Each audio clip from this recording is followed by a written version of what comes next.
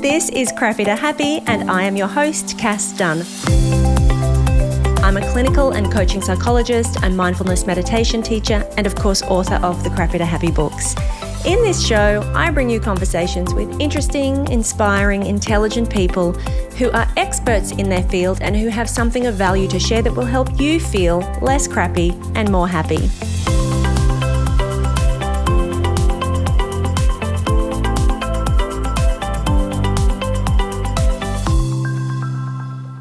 Hello and welcome back to Crappy to Happy. Very special episode today because a couple of days ago, let's just say this week, marks the 8-year anniversary of Crappy to Happy. 8 years is a long time to host a podcast, and I could not let this milestone go by without mentioning it. I know that 8 years is not like 5 years or 10 years or 20 years. Like, it's not one of those, it doesn't feel like one of those significant kind of milestones, but it's still worth mentioning. 2017, this podcast launched. In August, I was on holidays with my family. We were in Disney World, Florida on this day, 8 years ago. All of the first 10 episodes had been recorded with my friend and my co-host at the time, Tiff Hall. Tiff and I had gone into the studio. We had a full schedule of the topics that we wanted to cover in our first series of 10 episodes. We recorded them and they were all scheduled for release on that date when I was out of the country. And I remember being so excited to get the email to say that they had gone live. It was huge. It was a huge moment. So for anybody who has been around since those early days, thank you so much for being here, sticking with me for this long time. I am more determined than ever. Not that I was ever not going to continue, I don't think, but I am certainly more committed than ever to seeing it through to 10 years, because this whole time I've been going, 8 years is not really that special. 10 years now, that's a real milestone. So you can be sure that I will be here for another couple of years so that we can do that one in style. We will celebrate that in a big way. So it did cause me to pause and reflect a little bit, as you do when milestones roll around, to really look back on the past 8 years.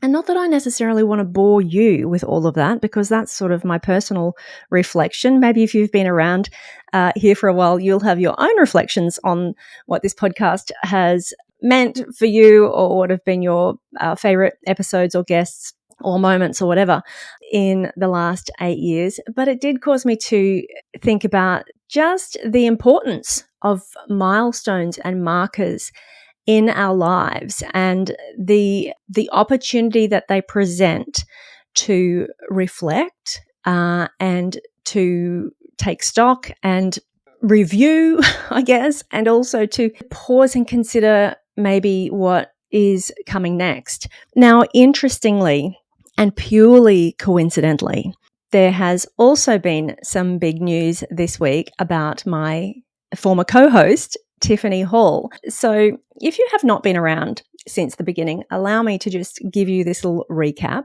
My very good friend, Tiffiny Hall, is a celebrity fitness trainer in Australia. She has been running a very successful online fitness program, health and wellbeing program, workouts, meals, recipes, mindfulness. And I was part of that program from the very beginning. So I was the resident psychologist on that program. I provided meditation scripts. I don't think I actually ever recorded the meditations. I definitely wrote all the scripts for the meditations. I wrote blogs and articles and did Facebook Lives. And really my role was obviously to do with the mental health side of things, but not so much mental health, though it was mental health, but, the motivation, the mood, mindfulness, all of that kind of emotional well-being, and the psychology of goal setting and overcoming self-sabotage, things like emotional eating, if that was an issue, things like getting unstuck, dealing with people in your life if they were unsupportive of your goals, how to work with the people around you to get them on board. So that's my role. Okay. So Tiff and I started doing these video segments together where we would discuss these issues, big part of the community as well. And I would get messages from people in my DMs, and I would get emails from the help desk about people struggling with certain things. And I would answer questions in the community, all to do with the psychology and the emotional well-being side of things. So I did a Facebook Live every week. Mindful Monday, I did every single week for a while in the Facebook community. I see it's all coming back to me. At some stage during one of those Facebook Lives, somebody said, Cass, you should have a podcast. And I said, who would I talk to on a podcast? What would I talk about? And Tiff was there, and Tiff said, I'd talk to you on a podcast, Cass. And so we had a little joke that we should have a podcast. And some months later, not that many months to be honest, I got a call out of the blue from Tiff saying, hey, Cass, remember how we mentioned that podcast? Do you want to do a podcast together? And what happened was there was a new podcast network launching in Australia, which was Podcast One Australia. It was our Australian version of Podcast One, which was a big network in the USA at the time. And we were invited to pitch a podcast. And so Tiff and I got our heads together, and we had to draft out what we would talk about. And essentially it was all the stuff that we were talking about in her program, right? She was about the physical health and workouts and all of that kind of side of things, the physical fitness, and I was the mental fitness. And so we crafted up this series of 10 episodes, and we had to take it to a meeting and present it and talk about why our podcast would be so great. And we got it. So the Crappy to Happy podcast was born. So we got into the studio, we recorded our first 10 episodes, and the strategy at the time was to do this like Netflix strategy, which was basically 10 episodes that people would listen to and they would binge through them like you binge through a Netflix series, as opposed to a week by week thing. I have since looked at the numbers. Just recently I've looked at the numbers. Back in 2017, there were 44,000 active podcasts. So active podcasts, the definition of active means at least one episode published in the previous 90 days. So 90 days is a long time. That's not like the previous month or even the previous week. So 44,000 active podcasts. And that was from a total registered podcast index of about 444,000, something like that, 450,000. So 450,000 registered podcasts, like in the index, and 44,000 active. Fast forward to 2025, and there are currently 4.6 million podcasts that are listed in the podcast index. That means, published somewhere.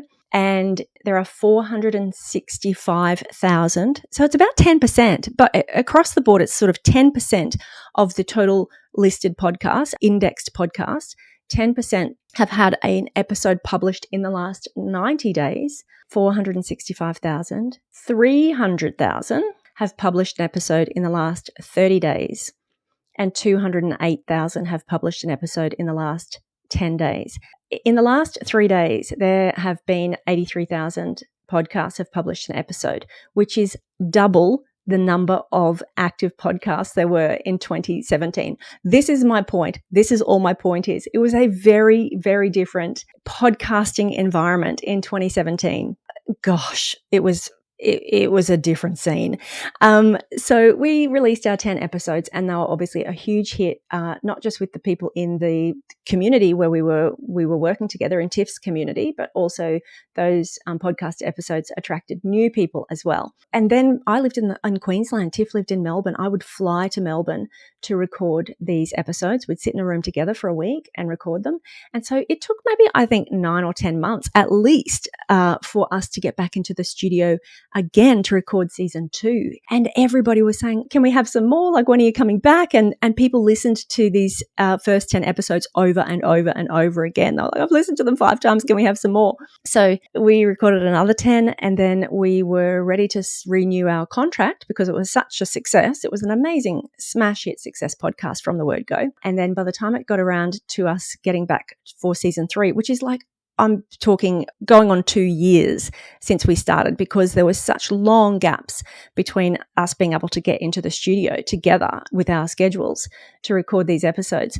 by that stage, Tiff had signed on to this other big project that she was working on. She'd gone off to work with Centre, which was Chris Hemsworth's fitness program, and she was just time strapped. She couldn't do it. So she left, and that was decision point, and that was when we could either wrap it up at that point or we could continue. And as you know, I chose to continue. And I started to bring in guests in place of Tiff. And so then I started to be able to reach out and get people who I thought were really interesting and who had expertise that I didn't have that I could talk to on the show. And so that's the way it continued for a long time. From, I think, 2019 to 2022, it was just guests. Apart from a few episodes I did in 2020 around COVID, I did a couple of solo episodes, which were really, really popular. And I started to get really bored with interviewing people, and I started to feel like I'd lost my way. And this is what I mean about reflecting on milestones, using opportunities of milestones and markers to reflect and review, because I realized that when we started this podcast, I was the expert. I was bringing my expertise as a mental health professional to listeners. And when I started bringing guests on, I was no longer the expert. I was an interviewer. I'm not a journalist. And while it was kind of interesting, it really, selfishly, like what was in that for me? I'm pretty much giving up all of my time. It's a labor of love, a podcast. Trust me, pouring so much into this podcast, where really just to platform other people. And so in 2022, that's when I said, I need this to be a mix. I need to get me back in. I need to have the opportunity to talk more about my expertise and offer that back to the listeners again. So that's when we started going one on, one off, a solo and a guest episode. Now, in that time, again, just to try to keep this really short, I was asked to do a series for Spotify. They were doing this like your daily well-being series, where you would do these little shortcasts, these little tiny little 5-minute eps, and they would roll out each morning on Spotify. And so we put together the 3 Mindful Minutes series, and I created 50 episodes of 3 Mindful Minutes, and they rolled out on Spotify. You can still listen to them. You can still search 3 Mindful Minutes in Apple or in Spotify. They're all still there. So much positive feedback on those as well. And I have always wanted to get back to producing more of the 3 Mindful Minutes, because those little bite-sized bits of content are just so helpful. I had people tell me that the 3 Mindful Minutes, the daily episodes, got them through some really, really hard times in their life. So that was very gratifying. I also pitched at one point that I wanted to, when I started to really get into imposter syndrome in my work, and that's what I was really passionate about, still am really passionate about, I pitched an idea to do a more of a confidence kind of coaching podcast. And so that was approved, and we started off with a pilot of 8 episodes of The Confidence Coach. Again, very popular. You can search that on Apple or Spotify. And I have never created more episodes of The Confidence Coach, but again, it's something that's still there and that I could potentially pick back up if there was interest. I continued to be with that network, and a really big part of that network family, I guess, for several years until I moved to the UK. And then after about 12 months in the UK, we went our separate ways. It was just really not practical for me to continue to be with an Australian network while I was over here in the UK. There's so much more that I could say about what I've learned over the past 8 years. But what I was going to say before was, interestingly, I mentioned to Tiff that this was the 8-year anniversary of the podcast. And interestingly, that program that brought us together, Tiff XO, was called Tiff XO at the time, and now it's rebranded as TXO. But Tiff has just sold that business. She has sold her fitness business to another online fitness company. Won't bore you with the details. If you're in Australia, 28 by Sam Wood, you might have seen the news. 28 by Sam Wood has acquired TXO, and TXO will sort of be subsumed within Sam Wood. So again, just another really significant milestone and end of an era, really. No end of an era for the podcast. We will continue, but a massive, massive milestone for TIFXO, and another big cause for reflection, because hearing that news and knowing that is where this whole thing started. This podcast started with that program, and Tiff and I working together, and that off the cuff, random comment about we should do a podcast together.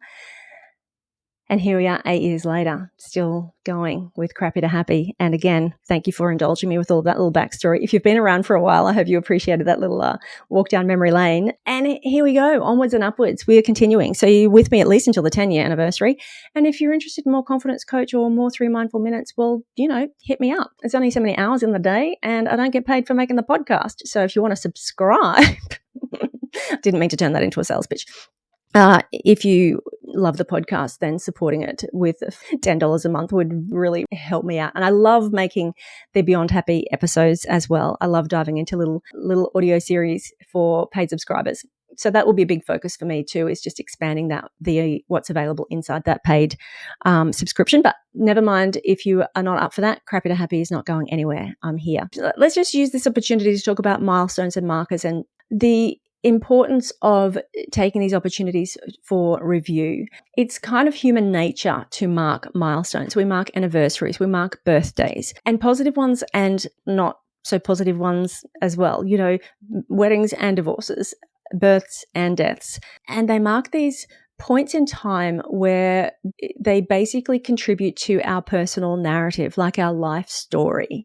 They give us this opportunity to, not to segment, but to sort of look at our life in terms of these important periods and milestones. And it's how we sort of make sense of our life, how we sort of create the story of our life is often around these milestones. It's an anniversary for Crappy to Happy. It may not be one for you, but it is helpful for you to think about if you're coming up to an anniversary and how long I've been in this job, or how long I've been in this relationship, or how long I've lived in this house, or, each time these dates come around and they mark another rotation of the sun, they don't have to be massively significant, but they can provide a really useful opportunity to pause and to consider what has happened in this preceding. Like, who was I at the time that I started this? Who am I now? How much have I grown? What have I learned? How much have I changed? And we're often so busy looking forward that we don't look back. And so it just can be a helpful reminder or invitation to maybe do a little bit of that looking back and reflecting on how far you have come and what has changed. And also, what is still serving you when you think about the reasons that you started this thing. Are they still relevant? I got to the 8 years of Crappy to Happy, and like I said, more determined than ever to see it through to 10 years and celebrate that milestone. Tiff, in terms of her program, she's had to come to this decision, and I don't know all of her personal reasons for it. We've only had the briefest of conversations about it. I know it's hugely major and emotional for her to let go of full control of her program. But again, it's like for a season, it's like, who was I when I started this? What was my objectives? Where was I at in life? Why did this matter to me? What did I want to achieve when I started this? Is that still relevant? Is that still current? What's changed? Have my values changed? Have my goals changed? Am I just in a different point in my life now? Like, it's really important that we pause and consider, is this still what I want? Is this still where I want to go? Do I need to pivot? Do I need to change something? Is this a bit stale now? Is this still serving the purpose that I had intended it to when it began? Just useful opportunity. With retrospective reflection, when we look back on anything, we see things that we didn't see at the time necessarily. We can kind of, like I said, take that bigger picture overview of what has happened and what's transpired, and we can see lessons. We can pull out learnings. We can spot patterns. We can see things that we can't necessarily see when we're right in it. I think the other really important thing about milestones is that we do take the time to look back and reflect and learn and all of those things that I just said, because the hedonic treadmill keeps us running. We set a goal, we achieve it, we move on to the next one, or we're just so busy in the doing of life and the day-to-day of life and just keeping on, that we rarely have the time or the space or consider pausing and celebrating and acknowledging, what you've done, what you've achieved, how you've grown, what you've learned, because we're just on to the next thing. Like, that's how we go. Oh, I didn't even mention that in the time after the podcast led to a book deal, and I wrote 3 books, and then I wrote an Audible original. I mean, that podcast, it all started with Tiff XO and Tiffiny Hall. Anyway, so slowing down, acknowledging success, acknowledging achievements, and celebrating wins. Like, what do you have to celebrate? I know I'm talking about me, but this is really all about how you can use this for yourself as well. What have you achieved? How have you grown? What have you learned? What can you reflect on? What do you need to review, revise, reconsider at this point in your life? Or if you've got a milestone coming up, like, how can you mark that date and then intentionally use that rather than just letting it go by like just another day? How can you intentionally use that date for your benefit? Use it in a meaningful way. I think the other really important thing about milestones too, just to be really balanced in the how we present this idea, is that sometimes it can bring up a bit of God, I thought I'd be further along by now. Sometimes it's not always celebrating achievement. Sometimes it's I've been at this for this long and I'm still not where I thought I would be, or I still haven't achieved the thing that I wanted to achieve. So I really think that it's important also to bring that self-compassion that I'm always banging on about. Be kind to yourself. There's no race and there's no competition. The sense of urgency that we get caught up in, or feeling like we're supposed to be at a certain point by a certain time, or none of that is really helpful, but it can be useful. It can be useful to consider whether you might be falling into a bit of the old sunk cost fallacy if you are continuing to pour yourself into something that doesn't work for you anymore. Maybe that's where, Tiff was at with TXO. Again, I haven't talked to her, so don't go quoting me on that. But, I'm just speculating, maybe it got to the point where sometimes you stick at something. We're so dogged in our determination to stick with something and see it through and build it and create the thing that we said that we were going to create. And maybe those milestones, another year rolls around, or another 6-month mark or whatever, and it gives you the opportunity to go, you know what, is this still valid for me? Like, am I just pouring my energy and heart and soul into something that actually I just need to be able to let go of? Maybe it's not ever going to be what I wanted it to be, or maybe I've got everything out of it that I needed to, and I just need to cut my losses and move on to something else. And to be able to be honest about that and to be kind to yourself about that as well, when you're doing that reflecting about where you're at and what's next. And it may not be that you walk away, like I said before. It may be that you consider, do I need to pivot? Is there something that I need to change? Do I need to realign or reimagine what this might be, or what I want for the next whatever period, 5 years, the next 8 years, for me, the next 2 years, maybe till I get into the 10-year anniversary of the podcast. Oh, that's going to be so exciting. So I guess all of this is just to say that when we achieve these milestones, it is a really, really great opportunity to do some proper intentional reflection, celebrate achievements, don't let them go by, be intentional in your reflections.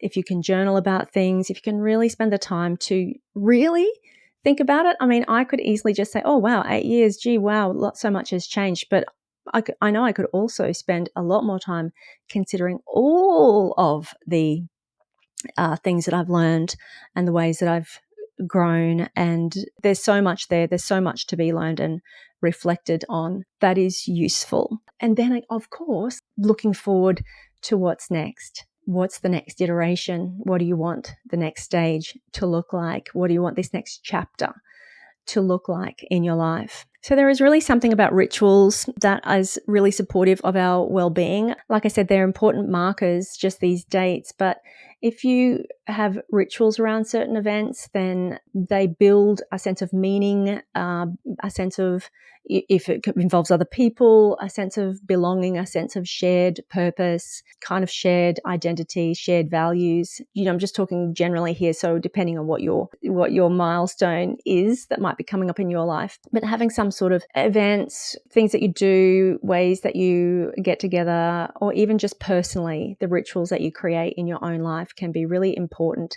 and supportive psychologically. So, even if you just take yourself, or go with your partner, or, take yourself out for dinner, or get a pizza in, or, whatever it is that you do just to mark a milestone. It doesn't have to be big, expensive things.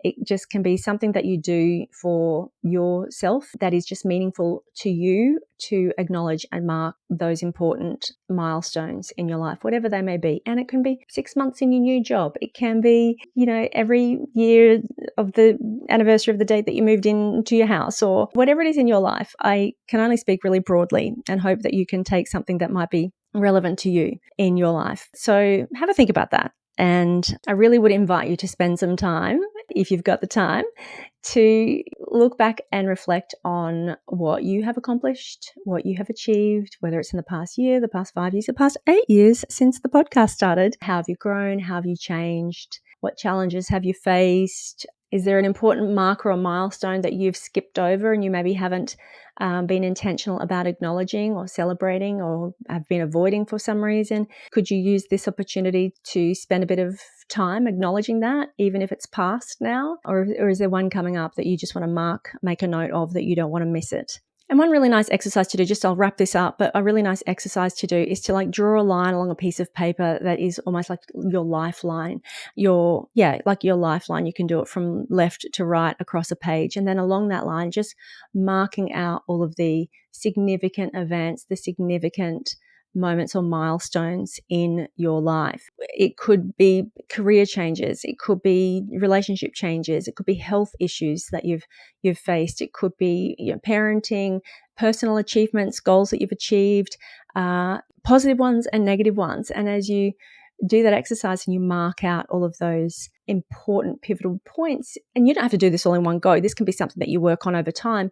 You can think about what the meaning of each of those events was. Like, what did you learn, or how did you grow, or how did that change you or shape you? It can be a really, really useful exercise to do. I think I've mentioned something similar before when I talked about your personal narrative or narrative identity, if you want to listen back to that episode. But you don't have to wait for an anniversary to do this exercise and to actually mark out what some of the big milestones have been in your life. What strengths did you build? What did you learn about yourself? These are all really useful questions, and all of the big events in our lives, the big moments in life, have really contributed to making you who you are.